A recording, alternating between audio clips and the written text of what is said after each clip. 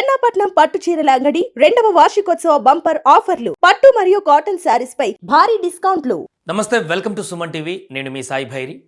ఈరోజు మొదటి semifinal match జరగబోతుంది T20 వరల్డ్ కప్లో. దీంట్లో న్యూజిలాండ్ వర్సెస్ సౌత్ ఆఫ్రికా మొదటి సెమీఫైనల్ మ్యాచ్లో తలపడబోతున్నాయి. ఈ మ్యాచ్లో ఎవరు గెలిచేటువంటి అవకాశం ఉంది, రెండు టీంల యొక్క బలాబలాలు ఏంటి, ఎక్కడ జరుగుతుంది మ్యాచ్, పూర్తిగా వివరాలు కూడా మనం ఒకసారి తెలుసుకునేటువంటి ప్రయత్నం చేద్దాం. సౌత్ ఆఫ్రికా న్యూజిలాండ్ మొదటి సెమీఫైనల్ మ్యాచ్ ఈరోజు జరగబోతుంది కోల్కతా ఈడెన్ గార్డెన్లో. కోల్కతాలో ఈ మ్యాచ్ జరగబోతుంది. సో ఈడెన్ గార్డెన్ ఆల్రెడీ మనం లాస్ట్ మ్యాచ్ ఇక్కడే ఆడాం. కోల్కతా ఈడెన్ గార్డెన్లో వెస్టిండీస్ మీద గెలిచి సెమీఫైనల్కి మనం ఎంట్రీ ఇచ్చాం. అదే గ్రౌండ్లో ఇప్పుడు ఫస్ట్ సెమీఫైనల్ మ్యాచ్ జరగబోతుంది. గత 10 మ్యాచ్ల్లో వీళ్ళ యొక్క రికార్డులు చూసుకుంటే head to head matches south Africa New Zealand గత 10 మ్యాచ్ల్లో 5 మ్యాచ్లు సౌత్ ఆఫ్రికా గెలిచింది, 5 మ్యాచ్లు న్యూజిలాండ్ గెలిచింది. అంటే సమానంగా ఉన్నారు. గత 10 మ్యాచెస్లో చూసుకుంటే 5-5 బిగ్ ఫైట్ అయితే కనిపిస్తుంది ఈ రెండింటి జట్ల మధ్య. కాకపోతే ఈ వరల్డ్ కప్ వచ్చేసరికి సౌత్ ఆఫ్రికా పై చేయింది. ఒక మ్యాచ్ న్యూజిలాండ్ మీద గెలిచింది, న్యూజిలాండ్ ఓడిపోయింది. గత 5 మ్యాచెస్ కూడా చూసుకుంటే సౌత్ ఆఫ్రికా ఈ వరల్డ్ కప్లో గత 5 మ్యాచెస్ చూసుకుంటే 5-5 గెలిచింది. న్యూజిలాండ్ 5 మ్యాచ్ల్లో 2 ఓడిపోయింది, 3 మ్యాచ్లే గెలిచింది. అంటే కొంత ఈ గత 5 మ్యాచ్లు వరుస బట్టి చూసుకుంటే న్యూజిలాండ్ 2 ఓటమిలతో ఉంది, వరుసగా 5 గెలుపులతోటి సౌత్ ఆఫ్రికా ముందుకు కనిపిస్తున్నటువంటి పరిస్థితి. ఇక ఈడెన్ గార్డెన్లో జరుగుతున్నటువంటి మ్యాచ్ కాబట్టి ఇక్కడ బ్యాటింగ్కి అనుకూలిస్తుందా, బౌలింగ్కి అనుకూలిస్తుందా అంటే పిచ్ మనం ఆల్రెడీ మొన్ననే వెస్టిండీస్ ఇండియా మ్యాచ్ చూసాం. సో ఇది అయితే గత 10 మ్యాచెస్లో యావరేజ్ స్కోర్ చూసుకుంటే ఇదే ఈడెన్ గార్డెన్లో 169 ఫస్ట్ ఇన్నింగ్స్ స్కోర్ ఉంది, 165 సెకండ్ ఇన్నింగ్స్ యావరేజ్ స్కోర్ ఉంది. అంటే ఓవరాల్తో పోలిస్తే గత 10 మ్యాచ్ల నుంచి 160-170 యావరేజ్ స్కోర్ అయితే ఇక్కడ నమోదవుతుంది గ్రౌండ్లో. కాబట్టి ఈ మ్యాచ్లో కూడా ఈరోజు మంచి స్కోరింగ్ మూమెంటే ఉండేటువంటి అవకాశం ఉంది. బౌలింగ్కి హెవీగా అనుకూలించేటువంటి పరిస్థితి కనిపించట్లేదు. ఇది రెండు జట్ల గత రికార్డ్స్, గత పర్ఫార్మెన్స్ అండ్ గ్రౌండ్కి సంబంధించినటువంటి వివరాలు. ఇక రెండు జట్లల్లో ఉన్నటువంటి బ్యాటింగ్ లైనప్, బౌలింగ్ లైనప్ బలాబలాలు ఏంటి, ఎవరికి ఎక్కువ ఎడ్జ్ ఉన్నట్టుగా కనిపిస్తుంది అనేది కూడా ఒకసారి మనం చూద్దాం. రైట్, ఇక సౌత్ ఆఫ్రికా ప్లేయర్ల గురించి చూస్తే మార్క్రమ్ కెప్టెన్, తను బ్యాటింగ్లో అద్భుతంగా ఫామ్ కొనసాగిస్తున్నాడు ఈ యొక్క వరల్డ్ కప్లో. తర్వాత క్వింటన్ డికాక్ వచ్చేసి గత కొన్ని మ్యాచ్ల నుంచి ఆశించినంతగా బ్యాటింగ్ చేయట్లేదు క్వింటన్ డికాక్. బట్ ఒక్కసారి బ్యాట్ జులిపిస్తే డికాక్ నుంచి వచ్చే పరుగుల వరద ఎలా ఉంటుందో మనందరికీ తెలిసిందే. రెకల్టన్ కూడా గత కొన్ని మ్యాచ్ల నుంచి భారీ స్కోర్ ఏం వన్ సైడెడ్గా చేయలేకపోతున్నాడు, కానీ తన పాత్ర నెరవేర్తిస్తున్నాడు. 30-40 స్కోరు తక్కువ బంతుల్లో కొడుతూ మంచి స్కోరింగ్ మూమెంట్ని తీసుకువెళ్తున్నాడు బ్యాటింగ్లో. అలాగే ఆ తర్వాత డ్వేన్ బ్రేవిస్ చాలా చక్కగా గత కొన్ని మ్యాచ్ల నుంచి తన మిడిల్ ఆర్డర్లో వస్తాడు. మిడిల్ ఆర్డర్లో అద్భుతమైనటువంటి తన పాత్ర నెరవేరుస్తూ వస్తున్నాడు. ఒక 40-50 పరుగులు ఈజీగా కొట్టుకొని వెళ్ళేటువంటి పరిస్థితి బ్రేవిస్ నుంచి కనిపిస్తుంది. ఇంకొక మిల్లర్ ప్రధానమైనటువంటి బ్యాట్స్మెన్గా చెప్పుకోవచ్చు సౌత్ ఆఫ్రికాకు. ఈ యొక్క టోర్నమెంట్ కంటే ముందు, T20 వరల్డ్ కప్ కంటే ముందు పెద్దగా ఫామ్లో లేడు డేవిడ్ మిల్లర్. కానీ ఈ వరల్డ్ కప్కి వచ్చిన తర్వాత అద్భుతంగా ఆటను కొనసాగిస్తున్నాడు మిల్లర్. అత్యవసరమైనటువంటి కీలకమైనటువంటి సమయంలో తన బ్యాట్ని జులిపిస్తూ మంచి స్కోర్ని టీంకి తీసుకురావడంలో చాలా సక్సెస్ఫుల్గా అవుతున్నాడు మిల్లర్. సో స్టబ్స్ కూడా అవసరం ఉన్న టైంలో ఆడుతున్నాడు, టీంకి ఉపయోగపడుతున్నాడు. సో బ్యాటింగ్ లైనప్లో ఈ కీ రోల్గా మనం వీళ్ళని చెప్పుకోవచ్చు. వీళ్ళిద్దరు ఓపెనర్స్కి వస్తున్నారు.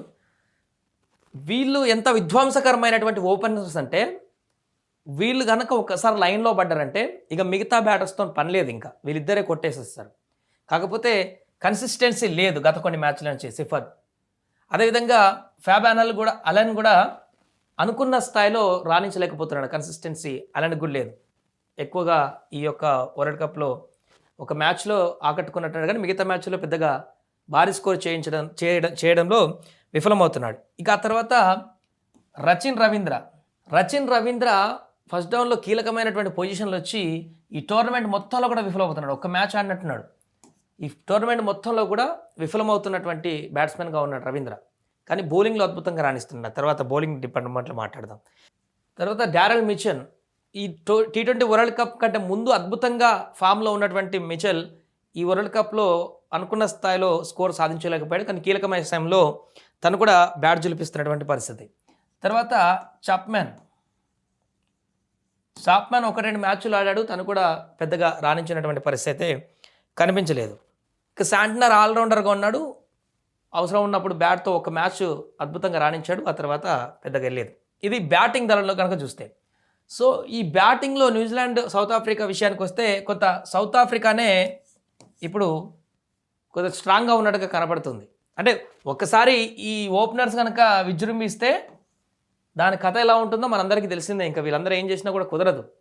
వాళ్ళు లేరు కాబట్టి ఫామ్లో ఇది పరిస్థితి. ఈ యొక్క T20 వరల్డ్ కప్లో కూడా న్యూజిలాండ్కి సౌత్ ఆఫ్రికా మ్యాచ్ అయినప్పుడు సౌత్ ఆఫ్రికా ఈజీగా గెలిచింది. కారణం వీళ్ళు బ్యాట్స్మెన్లు అనుకున్న స్థాయిలో రాణించకపోవడం వల్ల సౌత్ ఆఫ్రికా 178 పరుగులను ఛేదించేసింది న్యూజిలాండ్ మీద ఈ వరల్డ్ కప్లో. కాబట్టి పై చేయి ఇదే ఉంది.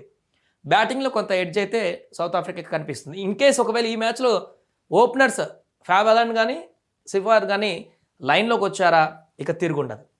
ఇంకా బౌలింగ్ విషయానికి వెళ్దాం. న్యూజిలాండ్లో మ్యాట్ హెన్రీ మొదటి ఓవర్లోనే వికెట్ తీస్తూ అవతల టీంని కోలుకోలేని దెబ్బతీస్తున్నాడు ప్రతి మ్యాచ్లో ఈ మధ్యకాలంలో మ్యాట్ హెన్రీ. ఆ తర్వాత రచిన్ రవీంద్ర బ్యాట్స్మెను, కానీ మొత్తం మ్యాచ్ని మలుపు తిప్పుతున్నాడు రవీంద్ర. స్పిన్నర్గా వచ్చి పూర్తిగా పేక మేడలా కూడా కూల్చేస్తున్నాడు మిగతా టీంలన్నింటినీ కూడా. తర్వాత డఫీ కూడా అద్భుతంగా బౌలింగ్ చేస్తూ న్యూజిలాండ్కి వెన్నుముకగా ఉన్నాడు. చాలా చక్కగా రాణిస్తున్నాడు. ఫెర్గ్యూసన్ అప్పుడప్పుడు ఆడుతున్నారు, పెడుతున్నారు, టీంలో తీస్తున్నారు కాబట్టి ఫెర్గ్యూసన్ గురించి రాయలేదు. వీళ్ళు ముగ్గురు చాలా కీలకమైనటువంటి బౌలర్లుగా న్యూజిలాండ్లో ఉన్నారు. ఇక సౌత్ ఆఫ్రికాలో లుంగి ఎంగిడి, అదేవిధంగా రబడా, కేశవ్ మహారాజ్ ఈ ముగ్గురు కీలకమైనటువంటి బౌలర్లుగా ఉన్నారు సౌత్ ఆఫ్రికాలో. మార్క్రమ్ కూడా అప్పుడప్పుడు తన పాత్ర నిర్వర్తిస్తున్నాడు బౌలింగ్లో. సో బౌలింగ్లో ఈక్వాలిటీగానే కనిపిస్తుంది న్యూజిలాండ్ సౌత్ ఆఫ్రికా. బ్యాటింగ్లో సౌత్ ఆఫ్రికా గెలిచి కనిపిస్తుంది. ఏదేమైనా కూడా లాస్ట్ ఈ వరల్డ్ కప్లో లీగ్ మ్యాచ్లో మాత్రం సౌత్ ఆఫ్రికా గెలిచింది న్యూజిలాండ్ మీద.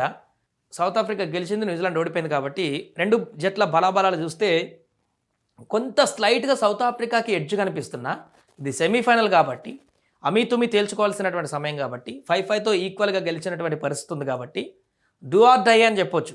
అంటే పర్టికులర్గా ఒక జట్టుకు ఫేవర్గా ఉంటుంది, ఒక జట్టు ఈజీగా గెలుస్తుందని చెప్పడానికి అయితే లేనే లేదు. 100% ఎఫర్ట్ పెట్టి ఆడతారు కాబట్టి ఫైనల్కి వెళ్ళడానికి, కప్ గెలవడానికి ఏది తక్కువ చేయడానికి వెళ్ళలేదు. చెప్పాం కదా, చిన్న చిన్న ఎర్రర్స్ లాస్ట్ మ్యాచ్లో జరిగి న్యూజిలాండ్ ఓడిపోయింది సౌత్ ఆఫ్రికా మీద. ఇన్ కేసు ఓపెనర్స్ కనుక న్యూజిలాండ్ ఓపెనర్స్ కనుక ఈ మ్యాచ్లో నిలబడ్డారా ఒక 8 ఓవర్లు 6 ఓవర్లు, ఇక సౌత్ ఆఫ్రికాకు అందుకోలేదు. అట్లా విధ్వంసం సృష్టిస్తారు ఆ ఓపెనర్స్.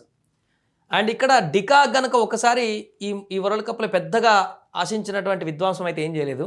డికాక్ ఈ మ్యాచ్లో కనుక లైన్లోకి వచ్చాడా వాళ్ళకి ఇబ్బంది అయినటువంటి పరిస్థితి. ఇలా సమవుజ్జిగా ఉన్నటువంటి పాత్రలు కనిపిస్తున్నాయి. బిగ్ ఫైట్ అయితే కొనసాగుతుంది, అంత ఈజీగా అయితే మ్యాచ్ కాదు. గత రికార్డ్స్ని చూస్తే సౌత్ ఆఫ్రికా కొంత ఎడ్జ్ ఉన్నప్పటికీ న్యూజిలాండ్ ఈసారి సరికొత్తగా వస్తుంది. ఎందుకంటే ఫీల్డింగ్లో ఫిలిప్ చేస్తున్నటువంటి అద్భుతాలు మనం చూస్తున్నాం. ఒక్క ఎర్రర్ కూడా ఇవ్వట్లేదు ఫీల్డింగ్లో ఫిలిప్. ఎక్కడున్న గ్రౌండ్లో దూకేష్ మరి పట్టేస్తున్నాడు. కాబట్టి ఖచ్చితంగా ఈ యొక్క సెమీఫైనల్ మాత్రం అమితుమిగా ఉంటుంది. రెండు జట్లు బలాబలాలు కొంత ఈక్వల్గా ఉన్నా కూడా, పర్ఫెక్ట్ ఈక్వల్గా ఉన్నా కూడా సౌత్ ఆఫ్రికా గత రికార్డ్స్ ఎడ్జ్ కనిపిస్తుంది. చూడాలి ఈ మ్యాచ్లో ఎవరి ప్రదర్శన ఏ రకంగా ఉంటుంది, ఎవరు ఈడెన్ గార్డెన్లో గెలిచి ఫైనల్కు వెళ్తారనేది.